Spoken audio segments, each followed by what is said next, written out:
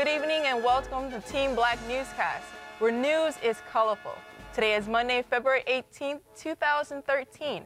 I am Amina Anderson. And I'm April Albritton.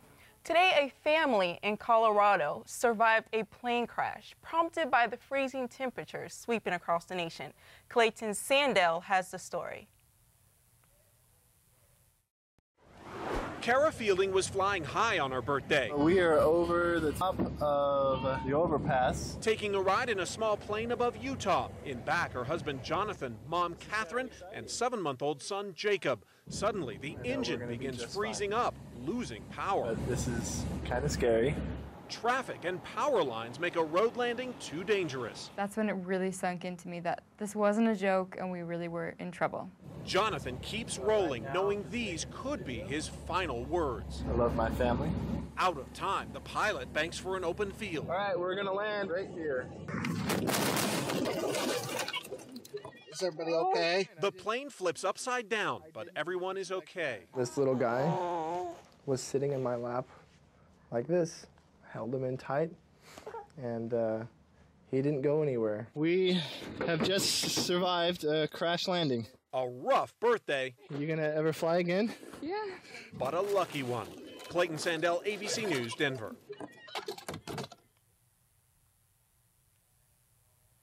That family has a great story of survival to share with their son when he gets older.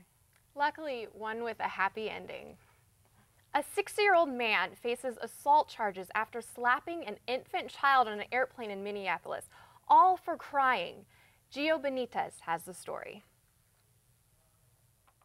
Jonah Bennett is just 19 months old, but he's at the center of an FBI investigation. Agents accusing this man, 60-year-old Joe Hundley, a stranger, of smacking the boy on a Delta flight from Minneapolis to Atlanta.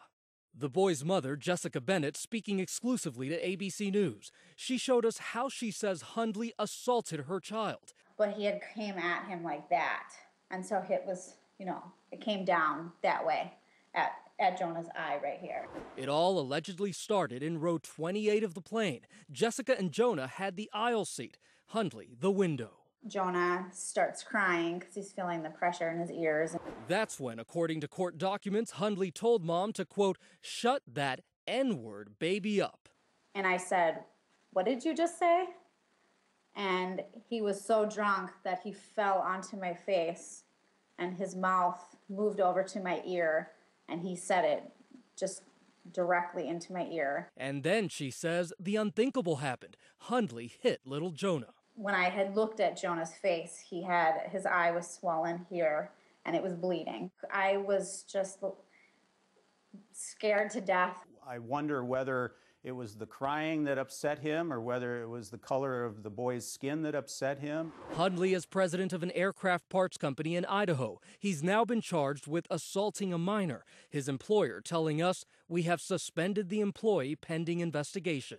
This morning, little Jonah's dad also has a message for Hundley. And I hope he's embarrassed. I hope he feels ashamed. Hundley's attorney, Marcia Sheen, says nobody should rush to judgment. Hundley plans to plead not guilty. Well, smoky bans could mean healthier newborns for expecting mothers. Timothy Johnson has more from researchers in Belgium.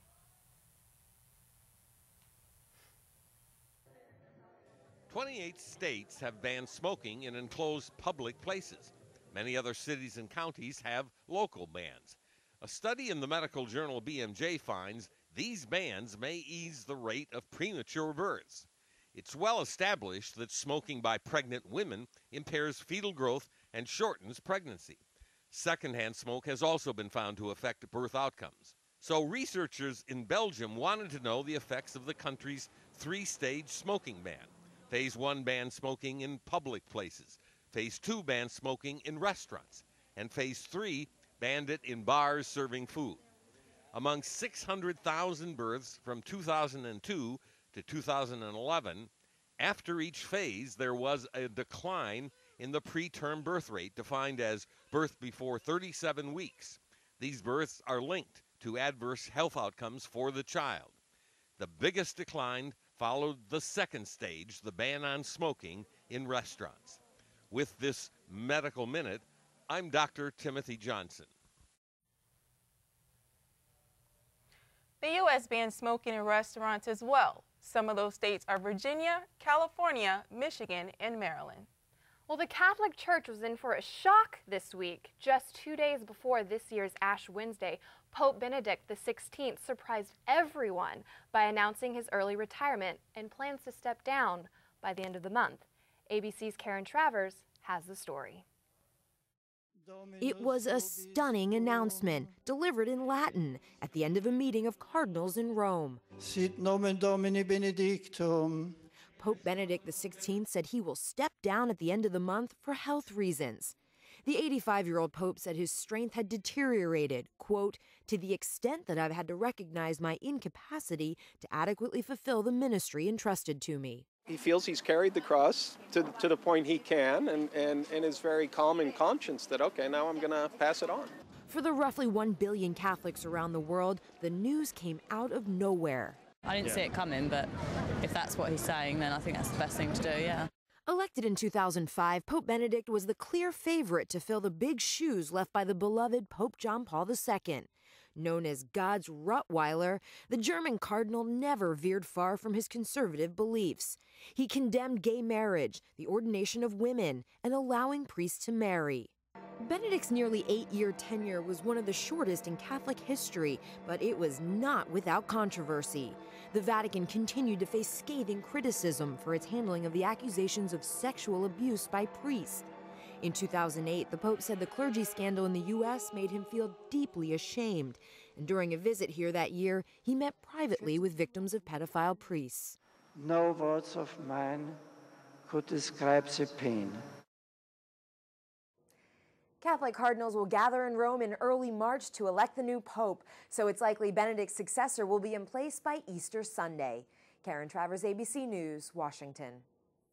Up next, NBA's greatest player turns 50 over All-Star Weekend, Michael Jordan through the years. And Danica Patrick makes history, becoming the first woman to win the pole position for the Daytona 500. We cover her victory after the break.